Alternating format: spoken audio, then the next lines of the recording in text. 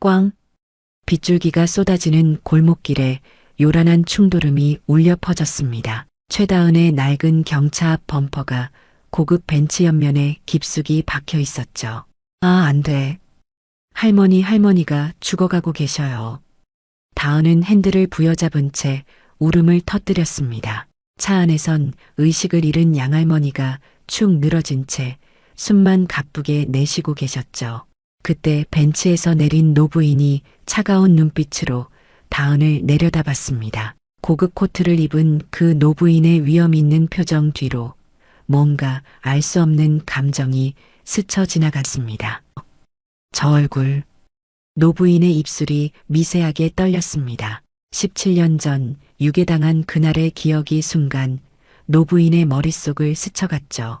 이것은 운명이었을까요? 아니면 기적이었을까요? 한 번의 사고가 17년 만에 두 사람을 다시 이어주게 될 줄은 그 누구도 몰랐습니다. 그 전에 잠깐 이 영상이 마음에 드셨다면 구독과 좋아요 부탁드립니다. 그럼 지금부터 시작되는 이야기 속으로 함께 들어가 볼까요? 빗방울이 앞유리를 거세게 때리는 가운데 최다은은 악셀을 힘껏 밟으며 골목길을 질주했습니다. 조수석에 실린 양할머니의 얼굴은 창백했고 숨소리마저 가늘게 끊어지고 있었죠. 다은의 손은 핸들을 쥔 채 파르르 떨렸습니다. 제발 늦지 말아야 하는데 다은은 속으로 수없이 되뇌었습니다. 할머니, 조금만 버티세요. 곧 병원이에요. 다은은 울먹이는 목소리로 중얼거렸습니다. 하지만 양할머니는 대답이 없었습니다. 그저 고개가 옆으로 축 기울어진 채 의식을 잃은 상태였죠. 다은의 가슴은 터질 것처럼 두근거렸습니다. 눈앞이 흐려지는 것 같았습니다. 비가 너무 세차게 내려서 와이퍼를 아무리 빨리 돌려도 시야 확보가 제대로 되지 않았습니다. 그 순간이었습니다. 모퉁이를 돌던 다은의 차 앞에 갑자기 거대한 검은색 벤츠가 나타났습니다. 다은은 급하게 핸들을 꺾었지만 이미 늦었습니다. 꽝 하는 둔탁한 소리와 함께 두 차량이 부딪혔죠. 다은의 낡은 경차 범퍼는 벤츠 옆면에 깊숙이 악혀들었고 에어백이 터지면서 하얀 가루가 차 안을 가득 메웠습니다. 다은은 정신이 아득해지는 걸 느끼며 천천히 차에서 내렸습니다. 온몸이 떨렸습니다. 빗물이 얼굴을 적셨지만 그것조차 느껴지지 않았습니다. 벤츠의 운전석 문이 열리고 검은 우산을 든 운전기사가 먼저 내렸습니다. 그리고 뒷좌석에서 한 노부인이 천천히 내렸죠. 노부인은 칠순이 훌쩍 넘어 보였지만 자세가 고닫고 눈빛에는 예사롭지 않은 기품이 서려 있었습니다. 고급 캐시미어 코트에 진주 목걸이를 한 그 모습은 평범한 사람이 아님을 단번에 알 수 있었습니다. 노부인은 차가운 표정으로 다은을 훑어봤습니다. 어떻게 운전을 이렇게 하는 겁니까? 노부인의 목소리는 차갑고 날카로웠습니다. 다은은 그 목소리에 정신이 번쩍 들었습니다. 급히 고개를 숙이며 말했습니다. 죄송합니다. 정말 죄송해요. 그런데 저희 할머니가 지금 죽어가고 계세요. 병원에 빨리 가야 해서. 다은의 목소리는 울음으로 떨렸습니다. 눈물과 빗물이 뒤섞여 얼굴을 타고 흘러내렸죠.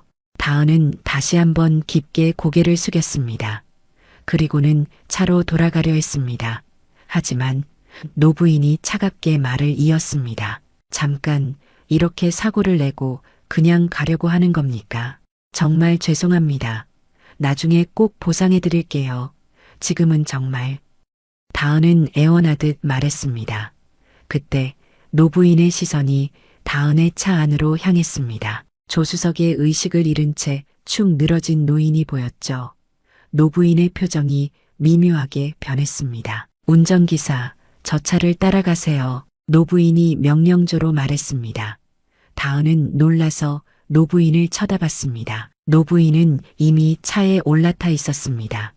다은은 영문도 모른 채 다시 운전석에 올라탔습니다. 손이 떨려서 시동을 걸기가 쉽지 않았습니다. 병원까지 가는 내내 다은의 머릿속은 복잡했습니다. 저 사람은 누구지? 왜 따라오는 거지? 다은은 백미러로 뒤따라오는 벤츠를 힐끗힐끗 쳐다봤습니다. 하지만 지금 그런 걸 생각할 여유가 없었습니다. 할머니, 제발 괜찮아야 할 텐데. 다은은 입술을 깨물었습니다. 응급실에 도착하자마자 의료진이 양할머니를 들것에 실었습니다. 다은은 그 뒤를 따라 뛰었습니다. 그런데 간호사가 다은을 막아섰습니다. 보호자 관계가 어떻게 되세요? 저는 손녀인데요. 가족관계 증명서 있으세요? 주민등록 등본이라도요. 간호사의 목소리는 기계적이었습니다. 다은은 당황했습니다. 사실 다은과 양할머니는 법적인 가족관계가 아니었습니다. 그저 함께 살아온 사이일 뿐이었죠. 그게 지금은 없는데 나중에 가져올게요. 지금은. 보호자 확인이 안 되면 중환자실 입원이 어렵습니다. 일단 응급처치만 하고. 안 돼요. 그러면 할머니가 어떡해요? 다은은 울음을 터뜨리며 소리쳤습니다. 그때였습니다. 뒤에서 차분하면서도 단호한 목소리가 들려왔습니다. 제가 보증하겠습니다. 노부인이었습니다. 노부인은 간호사를 향해 말했습니다. 제 명의로 입원 수속을 해주세요. 비용은 제가 전액 부담하겠습니다. 간호사는 노부인의 기품 있는 모습을 보고는 곧바로 태도가 달라졌습니다. 다은은 멍하니 노부인을 쳐다봤습니다. 노부인은 다은을 한번 쳐다본 뒤 아무 말 없이 돌아섰습니다. 하지만 그 눈빛 속에는 뭔가 복잡한 감정이 담겨 있었습니다. 다은은 그날 밤 내내 중환자실 밖 의자에 앉아 있었습니다. 눈은 충혈되었고 온몸은 긴장으로 뻣뻣했습니다. 문득 오늘 일이 꿈만 같았습니다. 사고를 내고 낯선 노부인의 도움을 받고 모든 게 너무나 황당했죠. 다음 날 아침 노부인은 자신의 집 서재에 앉아 창밖을 멍하니 바라보고 있었습니다. 간밤에 거의 잠을 이루지 못했죠. 눈을 감을 때마다 어젯밤 빗속에서 만난 그 소녀의 얼굴이 떠올랐습니다. 최다은, 그 아이의 이름이 자꾸만 입안에서 맴돌았습니다. 회장님, 아침 식사 준비되었습니다. 집사의 목소리가 들렸지만 노부인은 대답하지 않았습니다. 식욕이 없었습니다. 아니, 정확히 말하자면 뭔가에 홀린 듯 다른 생각을 할 수가 없었죠. 노부인의 이름은 강서윤이었습니다. 대한민국에서 손꼽히는 재벌가의 안주인이었고 평생을 냉철함과 결단력으로 살아온 사람이었습니다. 하지만 17년 전 단 하나뿐인 손녀 강민서가 유괴당한 그날 이후로 강서윤의 삶은 완전히 달라졌습니다. 당시 겨우 4살이었던 민서는 백화점에서 잠깐 한눈판 사이에 사라졌습니다. 경찰도 사설탐정도 10억 원의 현상금도 아무 소용이 없었습니다. 민서는 그렇게 흔적도 없이 사라져버렸죠. 강서윤은 손녀를 찾기 위해 17년을 매달렸습니다. 하지만 시간이 흐를수록 희망은 점점 사라져갔습니다. 그런데 어젯밤 빗속에서 자신의 차를 들이받은 그 소녀를 보는 순간 강서윤의 심장은 격렬하게 뛰기 시작했습니다. 저 눈빛, 저 이마의 점. 강서윤은 중얼거렸습니다. 최다은의 얼굴에서 민서의 모습을 본 것은 착각이었을까요? 아니었습니다. 강서윤은 확신했습니다. 17년 동안 손녀의 얼굴을 하루도 잊은 적이 없는 사람이었으니까요. 오전 10시 강서윤은 비서 이정훈에게 전화를 걸었습니다. 어제 사고를 낸 그 아이에 대해 조사해 주세요. 최다은이라는 이름의 20살 여성입니다. 알겠습니다. 회장님, 그런데 무슨 일이라도 빨리 해주세요. 오늘 안으로 보고받고 싶습니다. 강서윤의 목소리는 떨렸습니다.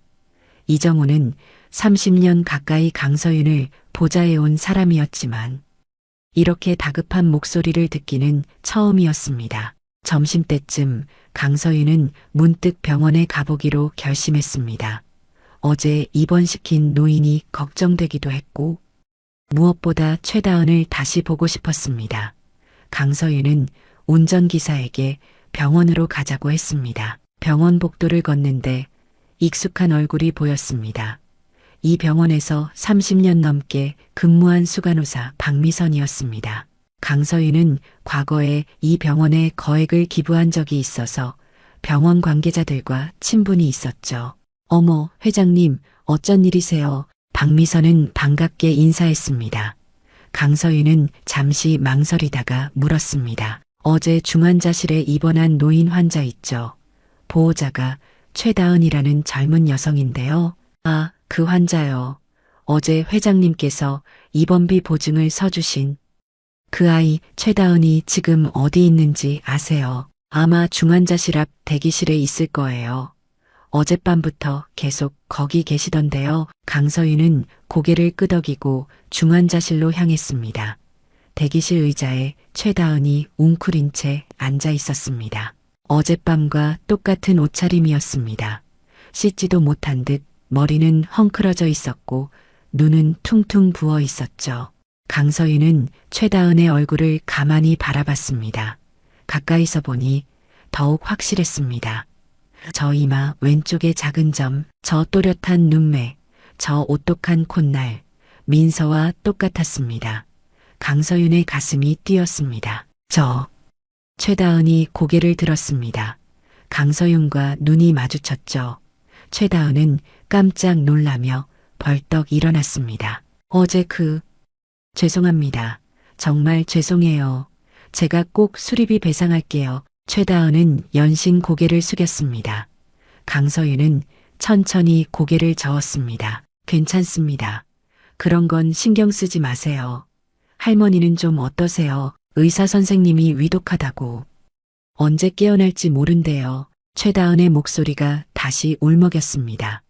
강서윤은 조심스럽게 물었습니다. 할머니랑 어떤 사이세요? 제가 어렸을 때부터 저를 키워주신 분이에요. 부모님이 안 계셔서. 최다은은 말끝을 흐렸습니다. 강서윤의 심장이 더욱 빠르게 뛰었습니다. 부모가 없다. 어렸을 때부터 그 할머니와 함께 살았다. 이 모든 게 우연일까요? 그때 박미선 수간호사가 복도를 지나가다 강서윤을 발견했습니다. 박미선은 잠깐 생각하다가 강서윤에게 다가왔습니다. 회장님, 잠깐 할 말씀이 있는데요. 강서윤과 박미선은 조금 떨어진 복도로 이동했습니다. 박미선은 조심스럽게 말을 꺼냈습니다. 회장님, 혹시 저 아이가... 아니, 제가 너무 나간 생각일 수도 있는데요. 무슨 말씀이세요? 저 아이 얼굴이 혹시 17년 전에 실종되신 따님, 손녀분과 닮지 않았나요? 박미선의 말에 강서윤은 숨이 멎는 듯 했습니다. 박미선은 17년 전 민서가 실종됐을 때 강서윤 곁에서 함께 울어준 사람이었습니다. 민서의 얼굴을 기억하고 있었던 거죠. 저도 그렇게 생각했습니다. 강서윤의 목소리는 떨렸습니다.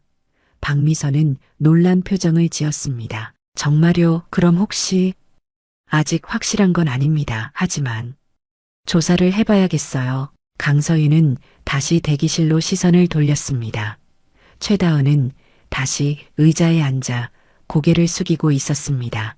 강서윤의 눈가에 눈물이 맺혔습니다. 17년 만에 찾아온 이 기적 같은 순간을 강서윤은 믿고 싶었습니다. 이틀 후 강서윤의 비서 이정우는 조사 결과를 들고 강서윤의 집을 찾아왔습니다. 서재 책상 위에 펼쳐진 서류에는 최다은의 모든 것이 담겨 있었습니다. 회장님, 최다은은 현재 20살이고 주민등록상 보호자는 박순덕 할머니로 되어 있습니다. 17년 전부터 함께 살아온 것으로 확인됩니다. 이정훈의 설명이 이어졌습니다. 강서윤은 서류를 한 장 한 장 넘기며 숨을 죽였습니다. 17년 전이라고 했습니까? 네, 정확히는 2008년 6월경부터 박순덕 할머니와 최다은이 함께 사는 것으로 기록에 나와 있습니다. 강서윤의 손이 떨렸습니다. 2008년 6월, 바로 민서가 실종된 그 달이었습니다. 이건 우연이 아니었습니다. 절대 우연일 수가 없었죠. 더 조사해보니 박순덕 할머니는 당시 서울 변두리 쪽방촌에서 혼자 살고 있었는데 갑자기 어린아이를 데리고 나타났다고 합니다. 주변 사람들 증언에 따르면 그 아이가 바로 최다은이었다고 하는데요. 출생신고는 어떻게 되어 있습니까? 그게 출생신고가 정상적이지 않습니다. 나중에 보완된 것으로 보이는데 정확한 출생지나 친부모에 대한 기록이 없습니다. 강서윤은 눈을 감았습니다. 심장이 터질 듯 뛰었습니다. 이제 확신에 가까워졌습니다. 저 아이가 민서라는 것을. 하지만 아직 결정적인 증거가 필요했습니다. DNA 검사를 준비하세요. 조용히, 아무도 모르게. 알겠습니다. 회장님. 이정훈이 나간 후 강서윤은 한참을 서재에 혼자 앉아 있었습니다. 17년, 너무나 긴 세월이었습니다. 그 세월 동안 민서는 어떻게 살아왔을까요? 강서윤의 눈에서 눈물이 흘러내렸습니다. 한편 병원에서는 최다은이 또 다른 문제에 직면하고 있었습니다. 병원 행정실 직원이 다은을 불러 차갑게 말했습니다. 보호자님, 입원비가 이미 300만 원이 넘었는데 보증금을 더 넣으셔야 할 것 같습니다. 저는 보호자가 아니고요.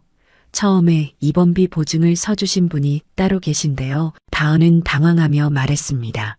직원은 서류를 뒤적이더니 말했습니다. 그 보증은 초기 응급처치까지만 유효했습니다. 지금은 장기 입원 상태라 추가 보증이 필요해요. 그럼 제가 어떻게 해야 하나요? 가족관계 증명서를 제출하시든지 아니면 본인이 직접 보증금을 내셔야죠.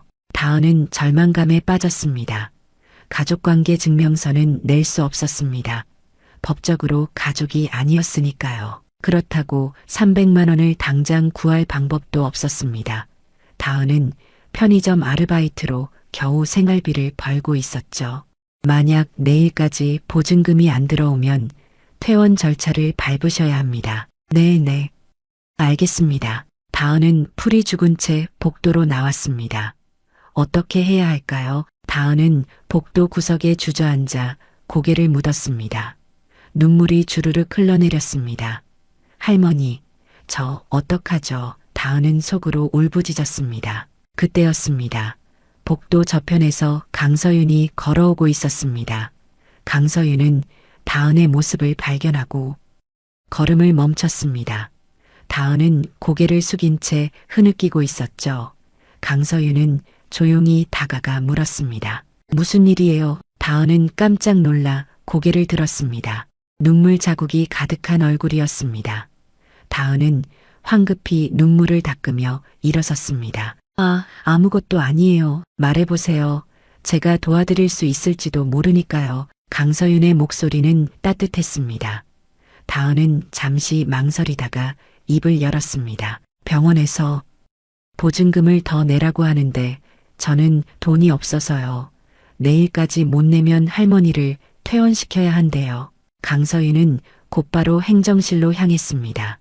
다은은 황급히 뒤따라갔습니다. 제 명의로 입원비 전액을 처리해 주세요. 앞으로 발생하는 모든 비용도 제가 부담하겠습니다. 강서윤의 말에 행정실 직원은 깜짝 놀랐습니다. 다은도 마찬가지였습니다.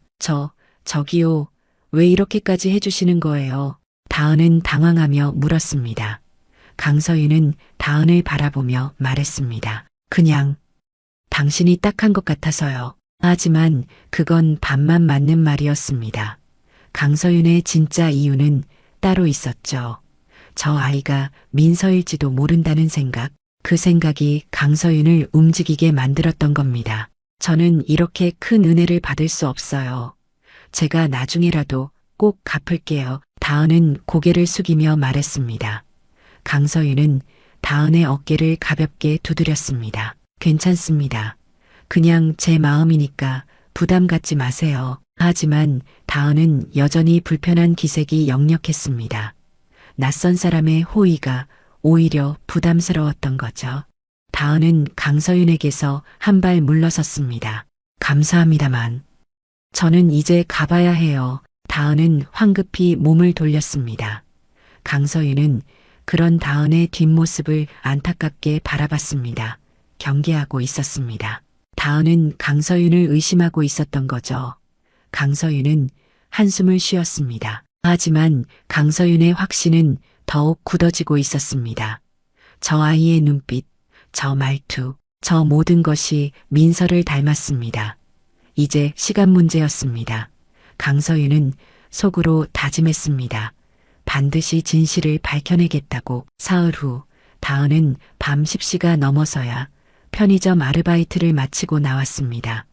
온종일 서서 일하느라 다리가 후들거렸죠. 병원과 아르바이트를 오가는 생활이 계속되면서 다은은 거의 잠을 자지 못하고 있었습니다. 눈 밑에는 시커먼 다크서클이 자리 잡았고 얼굴은 창백했습니다. 편의점 문을 나서는데 낯선 남자가 다가왔습니다. 정장을 말끔하게 차려입은 40대 중반쯤 되어 보이는 남자였습니다. 다은은 본능적으로 한 걸음 물러섰습니다. 최다은 씨 맞으시죠? 남자의 목소리는 정중했지만 어딘가 공식적이었습니다. 다은은 경계심을 늦추지 않고 물었습니다. 누구세요? 무슨 일이신데요? 제 소개가 늦었네요. 저는 강서윤 회장님의 비서 이정훈이라고 합니다. 이정훈은 명함을 꺼내 건넸습니다. 다은은 명함을 받아들었습니다. 명함에는 서진그룹 비서실장 이정훈이라고 적혀 있었죠. 서진그룹이라면 대한민국 10대 재벌 중 하나였습니다. 저한테 무슨 일이세요? 다은의 목소리에는 긴장이 묻어났습니다. 이정훈은 조심스럽게 말을 이었습니다. 회장님께서 최다은 씨에 대해 몇 가지 확인하고 싶은 게 있으시다고 합니다. 혹시 출생 당시 기록이나 어린 시절 사진 같은 게 있으신지요? 왜 그런 걸 물어보시는 거죠? 저는 그냥 평범한 사람인데요. 다은은 불안감이 커지는 걸 느꼈습니다. 뭔가 이상했습니다. 왜 재벌 회장의 비서가 자신을 찾아와 이런 질문을 하는 걸까요? 자세한 내용은 회장님께서 직접 말씀하시길 원하십니다. 혹시 시간 되실 때 한번 뵐 수 있을까요? 저는 바빠서요. 죄송하지만 먼저 가볼게요. 다은은 황급히 몸을 돌렸습니다. 이정훈이 뭔가 더 말하려 했지만 다은은 이미 빠른 걸음으로 멀어지고 있었습니다. 다은의 심장은 두근거렸습니다. 도대체 무슨 일이 벌어지고 있는 걸까요? 집으로 가는 길, 다은은 계속 뒤를 돌아봤습니다. 누가 따라오는 것 같은 기분이 들었죠. 다은은 평소보다 빠르게 걸었습니다. 불안감이 온몸을 휘감았습니다. 강서윤이라는 사람, 처음엔 그냥 친절한 노부인인 줄만 알았는데 뭔가 더 큰 목적이 있는 것 같았습니다. 다음 날 오후 다은은 병원에서 양할머니의 손을 잡고 앉아 있었습니다. 양할머니는 여전히 의식이 없었습니다. 다은은 할머니의 손을 쓰다듬으며 중얼거렸습니다. 할머니, 요즘 이상한 일이 자꾸 생겨요. 무서워요. 그때 병실 문이 열리며 강서윤이 들어왔습니다. 다은은 깜짝 놀라 벌떡 일어났습니다. 강서윤은 조용히 문을 닫고 다은에게 다가왔습니다. 놀라게 해서 미안해요. 할 말이 있어서 왔습니다. 저한테 왜 이러시는 거예요? 어제 비서님이라는 분도 저를 찾아오고. 다은의 목소리는 떨렸습니다. 강서윤은 깊게 숨을 들이쉬었습니다. 이제 말해야 할 때였습니다. 최다은 씨, 혹시 어린 시절 기억이 있나요? 아주 어렸을 때요. 왜 그런 걸 물으시는 거죠? 대답해 주세요. 부탁입니다. 강서윤의 목소리에는 간절함이 묻어났습니다. 다은은 잠시 망설이다가 입을 열었습니다. 잘 모르겠어요. 어렸을 때 기억은 거의 없어요. 그냥 할머니랑 함께 살았던 것만 기억나요. 그전엔요. 그 할머니를 만나기 전엔 어떻게 살았어요? 다은은 고개를 저었습니다. 사실 다은도 궁금했습니다. 왜 자신의 어린 시절 기억이 없는지, 왜 부모님에 대한 기억이 하나도 없는지, 혹시 백화점에서 누군가와 헤어진 기억은 없나요? 아주 어렸을 때. 강서윤의 질문에 다은은 갑자기 머릿속이 아찔해지는 걸 느꼈습니다. 백화점. 그 단어를 듣는 순간 뭔가 어렴풋한 장면이 스쳐 지나갔습니다. 밝은 조명, 많은 사람들, 그리고 누군가의 손을 놓친 순간의 공포. 어떻게 그걸 아세요? 다은은 놀란 표정으로 강서윤을 쳐다봤습니다. 강서윤의 눈에서 눈물이 흘러내렸습니다. 당신이 제 손녀일지도 모른다는 생각이 들어서요. 17년 전에 백화점에서 실종된 제 손녀 민서와 당신이 너무 닮았거든요. 다은은 그 말을 듣는 순간 온몸이 얼어붙는 것 같았습니다. 손녀, 실종, 17년 전 이 모든 단어들이 머릿속에서 뒤섞였습니다. 그럴 리 없어요. 저는 최다은이에요. 할머니의 손녀고요. DNA 검사를 해봅시다. 그럼 확실히 알 수 있잖아요. 강서윤은 다은의 손을 잡았습니다. 다은은 손을 빼려 했지만 강서윤의 눈빛을 보고는 움직일 수가 없었습니다. 그 눈빛에는 17년간의 그리움과 절박함이 담겨 있었죠. 제발요, 부탁입니다. 단 한 번만이라도 확인해 보게 해주세요. 만약 아니라면 제가 다시는 당신 앞에 나타나지 않겠습니다. 강서윤의 목소리는 울먹였습니다. 다은은 그런 강서윤을 보며 혼란스러웠습니다. 과연 자신은 누구일까요? 정말로 저 사람의 손녀일까요? 다은의 머릿속에서 수많은 생각이 교차했습니다. 알겠어요. 해볼게요. 다은은 결국 고개를 끄덕였습니다. 강서윤은 다은을 꼭 안았습니다. 17년 만에 찾은 희망이었습니다. 다은은 강서윤의 품에 안긴 채 어쩔 줄 몰라 했습니다. 이 모든 게 너무나 낯설고 혼란스러웠죠. 일주일 후 DNA 검사 결과가 나왔습니다. 강서윤은 비서실에서 봉투를 받아들고 한참을 그대로 서 있었습니다. 손이 떨려서 봉투를 뜯을 수가 없었죠. 17년을 기다려온 이 순간이 막상 오니 두려웠습니다. 회장님, 제가 대신 확인해 드릴까요? 이정훈이 조심스럽게 물었습니다. 강서윤은 고개를 저었습니다. 천천히 봉투를 뜯었습니다. 서류를 꺼내 읽기 시작했죠. 그리고 그 순간 강서윤의 눈에서 눈물이 폭포처럼 쏟아져 내렸습니다. 일치합니다. 99.99% 일치한다고 나왔어요. 강서윤의 목소리는 떨렸습니다. 이정훈도 눈시울이 붉어졌습니다. 17년 동안 강서윤 곁에서 지켜본 사람으로서 이 순간이 얼마나 의미 있는지 알고 있었으니까요. 축하드립니다. 회장님, 정말 축하드립니다. 민서. 내 민서를 찾았어요. 드디어. 강서윤은 주저앉으며 울음을 터뜨렸습니다. 평생을 강인하게 살아온 사람이었지만 이 순간만큼은 한없이 약해졌습니다. 17년간 꾹 참아왔던 슬픔과 그리움이 한꺼번에 터져나왔죠. 한편 병원에서는 다은이 간호사에게서 급한 연락을 받고 있었습니다. 보호자님, 빨리 오세요. 환자분이 잠깐 의식을 되찾으셨어요. 다은은 아르바이트를 그만두고 급히 병원으로 달려갔습니다. 중환자실에 도착했을 때 양할머니는 눈을 뜨고 계셨습니다. 하지만 얼굴은 너무나 창백했고 숨소리는 가늘었죠. 할머니. 다은은 양할머니의 손을 잡으며 울었습니다. 양할머니는 힘없이 미소를 지었습니다. 다은아. 우리 다은이. 할머니, 괜찮아지실 거예요. 의사 선생님이 좋아지고 계신데요. 하지만 양할머니는 고개를 저었습니다. 자신의 상태를 알고 있었던 거죠. 양할머니는 떨리는 손으로 베개 밑을 더듬었습니다. 거기에는 봉투 하나가 있었습니다. 이걸 읽어봐라. 할머니, 이게 뭐예요? 할머니가 너한테 평생 숨겨왔던 것들이란다. 양할머니의 목소리는 힘이 없었습니다.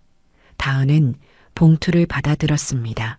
손으로 쓴 편지였습니다. 다은은 떨리는 손으로 편지를 펼쳤습니다. 다은아, 이 편지를 읽을 때쯤이면 할머니는 아마 너한테 말을 못하고 있겠구나.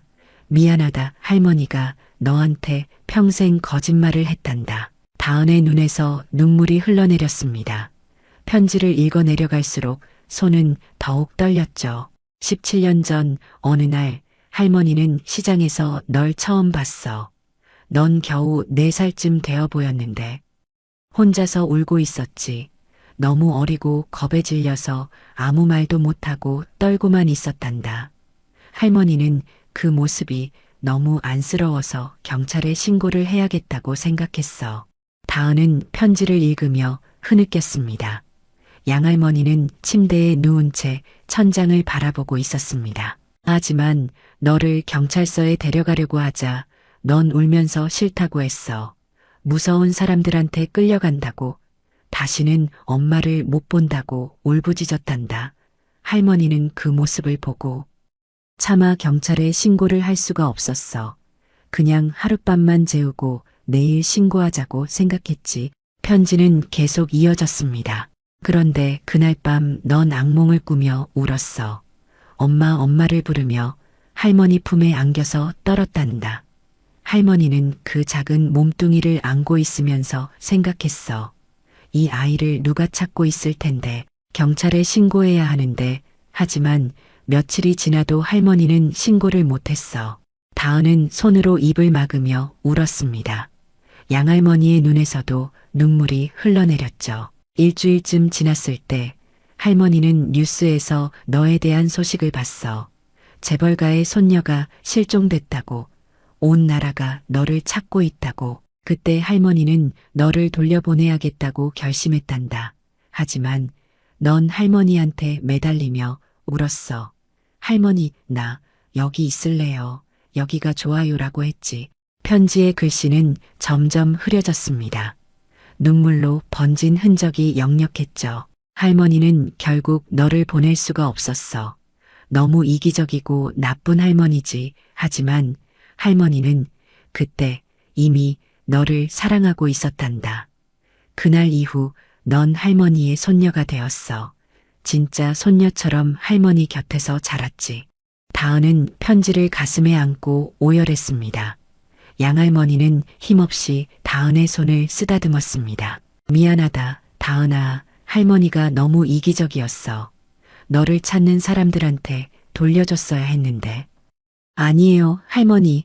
다은은 양할머니의 손을 꼭 잡았습니다. 할머니는 제게 엄마였어요. 아빠였어요. 세상 전부였어요. 할머니가 아니었으면 저는 어떻게 됐을지 몰라요. 하지만 너한테는 진짜 가족이 있잖니. 그 사람들도 17년 동안 너를 찾았을 거야. 양할머니의 목소리는 점점 작아졌습니다. 다은은 양할머니의 손을 두 손으로 감싸쥐었습니다. 할머니는 제 진짜 가족이에요. 평생 그럴 거예요. 양할머니는 희미하게 미소 지었습니다. 그리고 천천히 눈을 감았습니다. 다은은 그런 양할머니를 보며 가슴이 찢어지는 것 같았습니다. 편지를 다시 펼쳐 마지막 부분을 읽었습니다. 다은아, 할머니는 너를 평생 사랑했단다. 너는 할머니 인생의 가장 큰 선물이었어. 이제 할머니 없이도 잘 살아가렴. 그리고 너를 17년 동안 찾아온 그 사람들을 만나봐라. 그 사람들도 너를 사랑할 거야. 할머니가 너를 사랑했던 것처럼 말이야. 사랑한다. 우리 다은아. 다은은 편지를 가슴에 안고 한참을 울었습니다. 양할머니는 다은의 손을 잡은 채 조용히 숨을 쉬고 있었습니다. 다은은 그날 밤 양할머니 곁을 떠나지 않았습니다. 할머니의 따뜻한 손을 계속 잡고 있었죠. 다음 날 아침 강서윤은 병원을 찾았습니다. 손에는 DNA 검사 결과지를 들고 있었죠. 중환자실 앞에서 다은을 발견한 강서윤은 조용히 다가갔습니다. 다은의 얼굴은 밤새 울어서 퉁퉁 부어 있었습니다. 다은아, 강서윤이 부르자 다은은 고개를 들었습니다. 강서윤은 검사 결과지를 다은에게 건넸습니다. 결과가 나왔어요. 당신은 제 손녀 민서가 맞습니다. 다은은 서류를 받아들었습니다. 하지만 예상했던 일이었는지 크게 놀라지 않았습니다. 그저 조용히 고개를 끄덕였죠. 어젯밤 할머니한테서 편지를 받았어요. 모든 걸 알게 됐습니다. 다은의 목소리는 지쳐 있었습니다. 강서윤은 다은의 어깨를 감싸 안았습니다. 많이 힘들었겠구나. 혼란스럽겠지. 저도 잘 모르겠어요. 제가 누군지, 어떻게 해야 할지. 다은은 강서윤의 품에서 조용히 울었습니다. 강서윤도 다은을 아는 채 눈물을 흘렸습니다. 17년 만에 다시 만난 손녀였지만 기쁨보다는 안타까움이 먼저 밀려왔습니다. 할머니를 만나볼 수 있을까요? 당신을 키워준 그분을요. 강서윤의 말에 다은은 고개를 끄덕였습니다. 두 사람은 중환자실로 들어갔습니다. 양할머니는 산소호흡기를 달고 누워 계셨습니다. 눈은 감겨 있었지만 숨을 쉬고 계셨죠. 강서윤은 침대 옆으로 다가갔습니다. 양할머니의 얼굴을 가만히 바라봤습니다. 평범해 보이는 노인이었습니다. 하지만 이 사람이 17년 동안 민서를 키워준 거였습니다. 강서윤의 가슴이 복잡해졌습니다. 할머니, 다은이 양할머니의 손을 잡으며 불렀습니다. 양할머니가 천천히 눈을 떴습니다.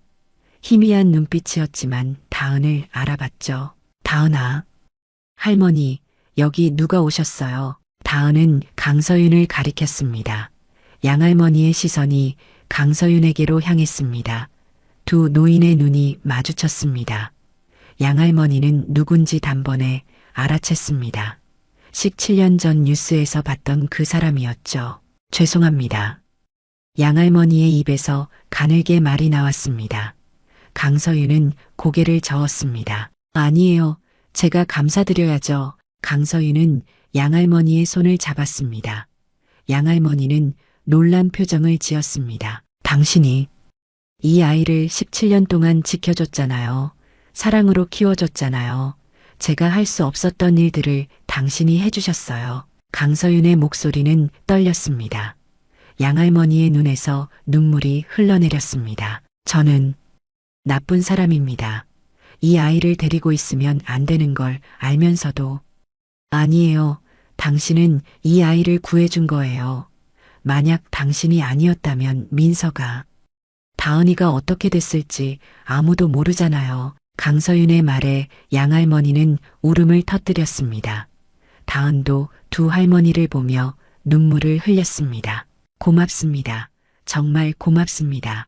우리 아이를 지켜줘서요. 강서윤이 양할머니의 손을 꼭 쥐었습니다. 양할머니도 힘없이 강서윤의 손을 쥐었습니다. 당신이 찾아줘서 다행입니다. 이제 다은이가 제대로 된 삶을 살 수 있겠네요. 우리 함께 이 아이를 지켜줘요. 당신도 저도 둘 다 이 아이의 할머니잖아요. 하지만 양할머니는 고개를 저었습니다. 자신의 시간이 얼마 남지 않았다는 걸 알고 있었죠. 제 몫은 여기까지인 것 같습니다. 이제 당신이 잘 부탁드립니다. 양할머니의 목소리는 점점 작아졌습니다. 다은은 양할머니의 손을 꼭 잡았습니다. 할머니, 안 돼요. 할머니는 계속 제 곁에 있어야 해요. 다은아. 할머니는 행복했단다. 너랑 함께한 17년이 할머니 인생에서 가장 행복한 시간이었어. 양할머니는 다은의 얼굴을 쓰다듬었습니다. 다은은 양할머니의 손에 얼굴을 비볐습니다. 할머니는 제 진짜 엄마예요. 제 삶의 시작이었어요. 할머니가 없었으면 저는 없었을 거예요. 고맙구나. 할머니도 너를 정말 많이 사랑했어. 양할머니의 목소리는 이제 거의 들리지 않았습니다. 숨소리도 점점 가늘어졌죠. 다은은 양할머니를 꼭 안았습니다. 할머니 사랑해요.